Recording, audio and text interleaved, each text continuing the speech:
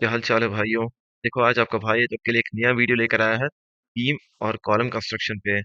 Column में बहुत बड़ा एक मिस्टेक किया जा रहा है यहाँ पे। उस चीज के बारे में आपको बताऊंगा और उसका क्या सॉल्यूशन है मैं उसके बारे में बताऊंगा। यहाँ पे देखो एक कॉलम में क्या छेद मारा जा रहा है और उसके बाद एक बीम कंस्ट्रक्ट किया जाएगा उसके उसके ऊपर। सो मैं आज इस चीज के बारे में पूरा बताऊंगा आपको कि कॉलम में क्या मिस्टेक हो रहा है और उसका क्या सॉल्यूशन है, और बीम में क्या मिस्टेक हो रहा था और उसका क्या सॉल्यूशन है। आज दोनों चीज के बारे में डिटेल में बताऊंगा। और देखो ये चीज ऐसी है ना जो कि रूरल एरिया में ना बहुत कॉमन मिस्टेक होता है ये। और देखो ये चीज़ ना ऐसे ध्यान में आती भी नहीं है कि आदमी ऐसा मिस्टेक कर रहा है। जब आदमी मिस्टेक कर जाता है ना तब उसको ध्यान आता है कि ओके मैंने ऐसा तो मिस्टेक कर दिया है। सो इसीलिए इस साइड पे एक्चुअली ना ये ध्यान देने वाली चीज़ है कि आदमी जितना ध्यान देगा उतना ज़्यादा क्या ये चीज़ें पकड़ में आती है, ये मिस्टेक होने से बचता है आदमी। सो चलो बिना देर किए हुए स्टार्ट करते हैं अपने वीडियो को। देखो भाइयों, जो सबसे पहली और जो सबसे बड़ी मिस्टेक किया है इन्होंने, तो आप वो तो सामने देखे ही हो आप कि कॉलम में क्या इन्होंने होल किया है, राइट? कॉलम में इन्होंने एक गड्ढा किया और फिर उसके बाद उसके ऊपर एक लिंटल बैठाया है, जो कि बहुत ही बड़ी मिस्टेक है। कभी भी कॉलम को छेड़छाड़ नहीं करते हैं, उसमें कभी भी कोई भी डिप्रेशन या फिर कोई भी गड्ढा या फिर कोई भी होल नहीं करते हैं उसमें। और यहाँ पे आप सामने देख सकते हो कि इन्होंने होल करके कॉलम में बैठाया है। और देखो मैंने बोला था कि इसका सॉल्यूशन ही बताऊंगा, तो देखो इसका सॉल्यूशन क्या है। ये अपनी दरवाजा के लिए इन्होंने रास्ता छोड़ा, राइट? जो चौड़ाई इन्होंने छोड़ी और रास्ते के लिए 3 फीट छोड़ा इन्होंने चौड़ा रास्ता। अब क्या करना था कि यहाँ पे जो कॉलम बनाया था ना इन्होंने, यहाँ पे एक 5 इंच की ब्रिक मेसनरी कर देनी थी। यहाँ पे 5 इंच की ब्रिक मेसनरी हो जाती। तो अब उसके बाद क्या होता, 5 इंच की ब्रिक मेसनरी कहाँ पे, जो कॉलम खड़ा किया गया है, जो रास्ता जो बनाया है इन्होंने दरवाजे का, सो उस अंदर साइड में कॉलम के 5 इंच का ब्रिक मेसनरी कर देते हैं। और फिर उसके बाद उस ब्रिक मेसनरी में वो लोग गड्ढा करते हैं और उसके बाद वहां से वो लोग 3 फीट का अपना रास्ता छोड़ते हैं ब्रिक में, मतलब दरवाजे का। तो मतलब कॉलम के बगल में ब्रिक मेसनरी हो जाता है 5 इंच का, और फिर उसका 3 फीट का दरवाजे की जगह, और उसके ऊपर ये लिंटल बैठाते हैं। उस ब्रिक में छेद करके गड्ढा करके और उसके बाद ये लिंटर डालते हैं ऊपर। तो ये सबसे सही तरीका है। कॉलम में इन्होंने जो गड्ढा किया है उसकी वजह से कॉलम अपना कमजोर हो जाएगा। स्ट्रेट सी बात है, कॉलम बिल्कुल कमजोर हो जाएगा। तो इसलिए ब्रिक मेसनरी वहां पे रास्ता था। यहाँ पे भाई ये जो दूसरी बहुत बड़ी जो मिस्टेक की गई है ना, वो आप सामने देख सकते हो कि हमारा शटरिंग लगाया जा रहा है बीम के लिए। लेकिन बीम के लिए जो शटरिंग लगाया जा रहा है उसके लिए आप देखोगे कि कोई प्रॉपर सपोर्ट प्रोवाइड नहीं हुआ है। कोई भी साइड से प्रॉपर सपोर्ट नहीं प्रोवाइड किया गया है, बल्कि सिर्फ और सिर्फ बाइंडिंग वायर से एक दूसरे को मिला के दो साइड का शटरिंग प्लेट को मिला के बाइंडिंग वायर से बस बांध दिया गया। उसके अलावा कोई प्रॉपर सपोर्ट नहीं है। और हमें पता है कि कास्टिंग होते टाइम पे जब ये कंक्रीट पोर किया जाता है उसमें, तो उस टाइम पे क्या होता है कि मोर्टार भारी होता है और वो अपने शटरिंग को खसका देता है, थोड़ा सा बाहर की तरफ खसका देता है, जिससे कि अपने प्रोजेक्ट का कॉस्ट इंक्रीज हो जाता है। और इसीलिए जब भी आप लोग शटरिंग लगाओ किसी भी स्ट्रक्चर के लिए, चाहे कॉलम के लिए फिर बीम के लिए फिर स्लैब के लिए, तो प्रॉपर सपोर्ट प्रोवाइड करो। प्रॉपर सपोर्ट प्रोवाइड करोगे तो कॉस्ट इफेक्टिव भी रहेगा प्रोजेक्ट, और उसके बाद जब शटरिंग रिमूव करोगे कास्टिंग के बाद, तो आपको शेप बिल्कुल परफेक्ट दिखेगा उस। भाइयों तीसरा जो इन्होंने बहुत बड़ा जो मिस्टेक किया है ना यहाँ पे, वो ये है कि कास्टिंग करने से पहले इन्होंने कोई पॉलिथीन शीट इसके ऊपर नहीं बिछाया। ब्रिक मेसनरी के ऊपर कोई, अपने शटरिंग के ऊपर कोई भी इन्होंने पॉलिथीन शीट नहीं बिछाया। और ये देख सकते हो कि अपने शटरिंग में गैप्स है तो वहां से स्लरी लीक करेगा। और स्लरी लीक करने का मतलब है कि कंक्रीट अपना प्रॉपर स्ट्रेंथ नहीं अचीव करेगा।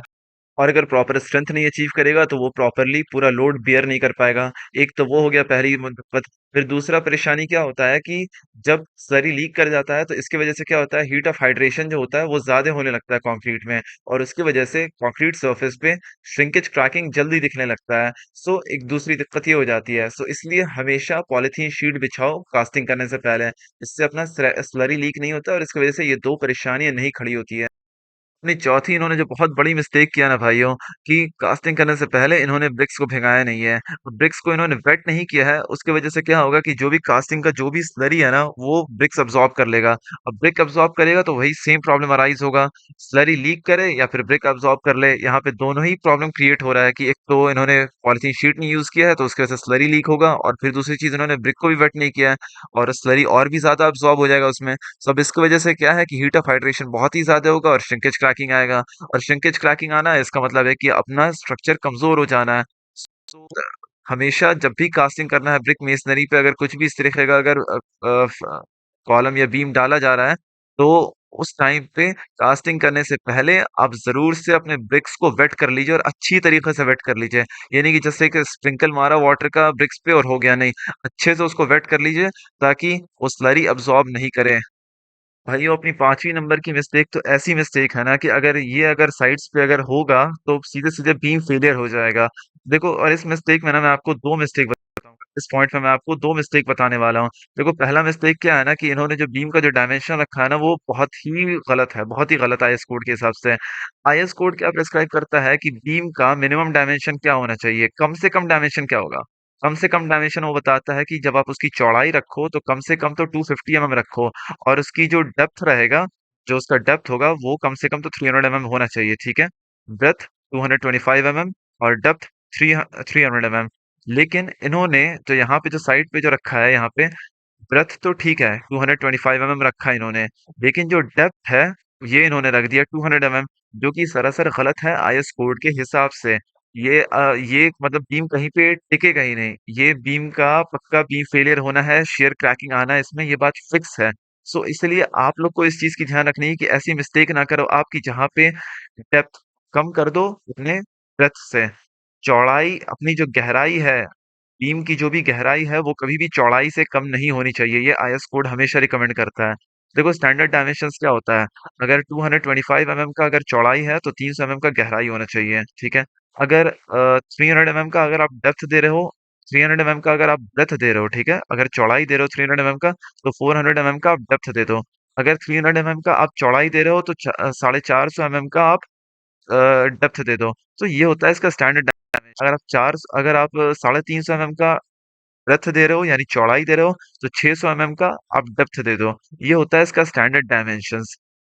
और यहाँ पे जो दूसरी मिस्टेक जो इसमें किया है इन्होंने, यहाँ पे आप देख सकते हो कि ये जो स्टील बार यूज किया है इन्होंने, इसमें कोई भी रिंग नहीं है, कुछ भी नहीं है इसमें, बस एक दो सरिया दे दिया है, और कोई टॉप बार कोई बॉटम बार कुछ भी नहीं है ऐसा, कोई स्टिरअप नहीं है इसमें, कुछ भी नहीं है। सो ये बहुत बड़ी मिस्टेक है, मतलब बीम ऐसे नहीं बनता, बीम का ये कोई सरिया ही नहीं, मतलब इसका सरिया का कोई यूज ही नहीं है इसमें। सो ये थी दोस्तों ऐसी 5 मिस्टेक जिसकी वजह से अपना शेयर क्रैकिंग या फिर कंप्लीट बीम का फेलियर हो जाता है। और एक और जो मैंने कॉलम का जो बताया था कि जो कॉलम में ऐसे छिड़खानी नहीं करते कि उसमें गड्ढा कर रहे हैं, सो ये सब काम बिल्कुल भी नहीं करवाना साइट पे। स्ट्रक्चर बहुत ही कमजोर हो जाएगा, सीवियरली कमजोर हो जाएगा स्ट्रक्चर। ठीक है दोस्तों, सो उम्मीद करता हूँ कि आप लोग को इस वीडियो से बहुत सारा इंफॉर्मेशन मिला होगा। सो अपने दोस्तों के साथ भी इस वीडियो को शेयर कर दो, मेरे चैनल को सब्सक्राइब कर दो, उसके बगल में एक बेल आइकॉन बनेगा उसको भी ऑन कर लो, और चलो अगले वीडियो में मिलते हैं, तब तक के लिए बाय।